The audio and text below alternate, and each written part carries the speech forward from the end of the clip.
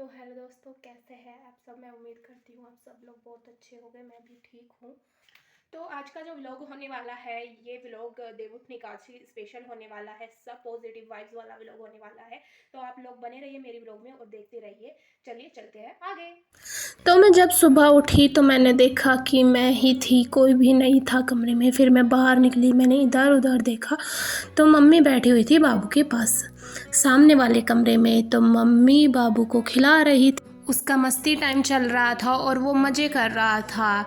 वो full attention seeker है, वो अटेंशन ले रहा था। फिर मैं ये सब देखते हुए बाहर आ गई। मैं करने लग गई अपना काम, जो कि मेरा डेली का काम है। सुबह उठकर झाड़ू और पोछा लगाना सबसे पहले उठते ही। फिर फ्रेशन अप होकर मैं लग गई झाड़ू लगाने। मैंने कमरे में झाड़ू निकाल लिया। फिर मैं आ गई यहाँ बाहर बरामदे में। मैंने यहाँ से भी झाड़ू लगाई। और ये मत सोचना कि सुबह उठे और यही करने लगा है, क्योंकि देखो गांव में तो यही होता है। मैं भी गांव से ही बिलोंग करती हूँ।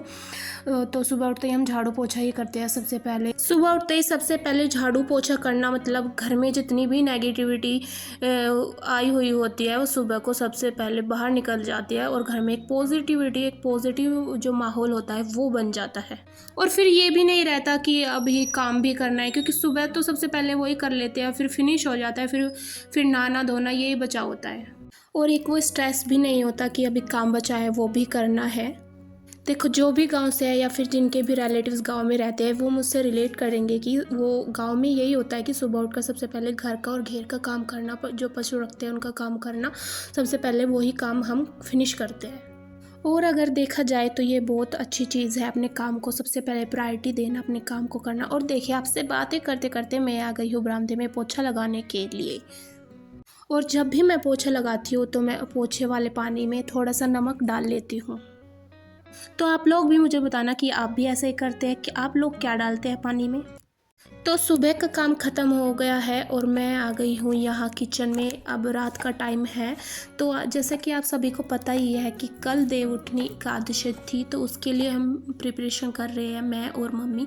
मैं यहाँ सब्जी काट रही थी, मम्मी मेरी हेल्प कर रही थी। मतलब मम्मी काट रही थी, थोड़ी थोड़ी मैंने भी काटी थी सब्जी। हम आलू और गोभी की प्रिपरेशन कर रहे थे और तड़का मैंने ही लगाया था, क्योंकि मम्मी ने बोला कि सब्जी तू ही बना दे।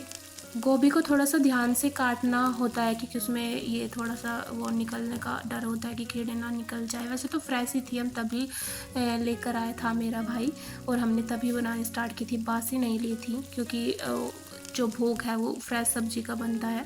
और हाँ, आप लोग मुझे एक बात बताना कि जैसे भी ये देवउठनी एकादशी होती है या फिर जो भी, मतलब जब भोग से रिलेटेड कोई होता है, तो आप प्याज का तड़का लगाते हैं या नहीं, क्योंकि हम तो नहीं लगाते। मैंने जीरे का तड़का लगाया था और सभी सब्जियों को धोकर मैं काट रही थी। और इधर मम्मी ने बीच में आकर ये दूध गर्म करने के लिए रख दिया था, क्योंकि हमारे यहाँ गांव में तो सब लोग दूध ही पीते हैं ना, इसीलिए तो दूध भी मम्मी ने साथ साथ में रख दिया था। और मम्मी ने मुझसे पहले ही, मतलब मेरे आने से पहले ही हलवा भी बना दिया था। सूजी का हलवा, हमारे यहाँ सूजी का हलवा बनता है ज़्यादातर सभी फेस्टिवल्स पे।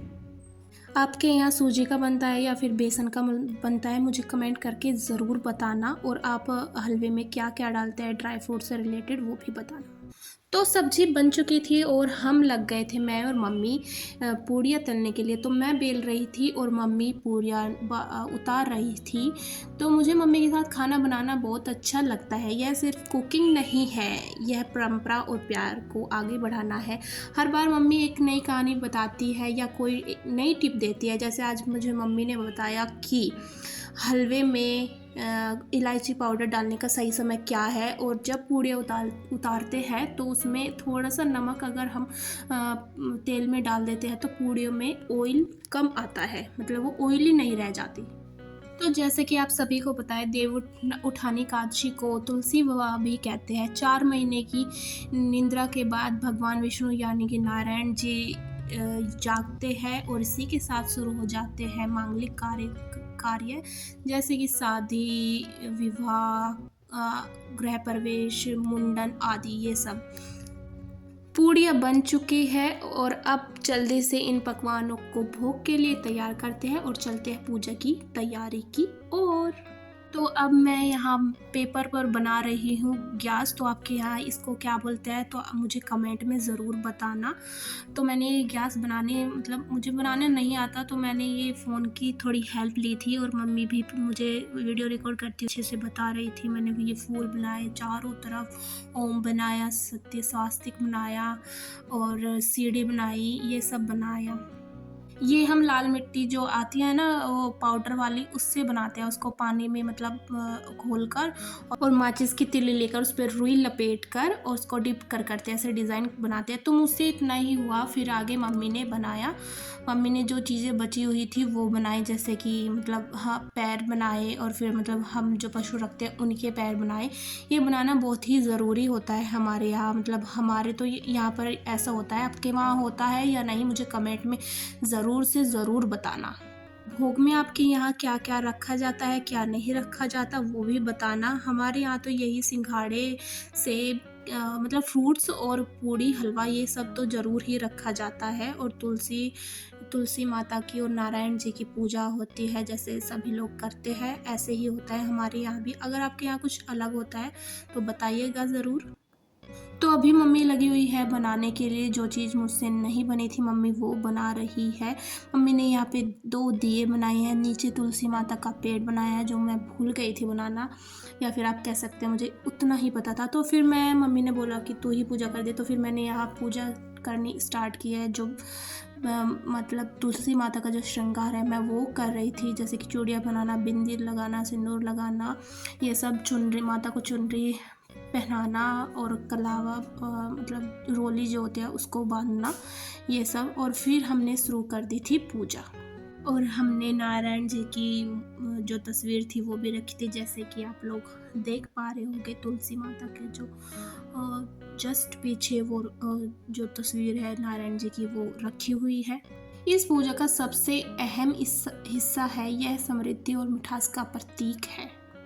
और तुलसी माता और नारायण के विवाह के बाद ही हमारे घरों में शादी विवाह के जो काम शुरू होते हैं, काम इसके बाद ही शुरू होते हैं। हम सब मिलकर तुलसी नारायण से सुख समृद्धि और शांति की कामना करते हैं। आज का ये पावन पर्व देव उठनी एकादशी सफलतापूर्वक संपन्न हुआ, पूजा हो गई, भोग लग गए और सबसे बड़ी बात मम्मी के साथ मिलकर ये सारी परंपराएं निभाई। जो आनंद अच्छा लगा आप सभी को मेरा ब्लॉग कमेंट करके जरूर बताइएगा। और आपके यहाँ भी जैसे हमारे यहाँ होता है आपके यहाँ भी ऐसा ही होता है, ये भी बताइएगा। और चैनल को सब्सक्राइब करिएगा, कमेंट करिएगा, शेयर करिएगा और लाइक करिएगा। सभी को शेयर जरूर करना और बोलना कि चैनल को सब्सक्राइब करें।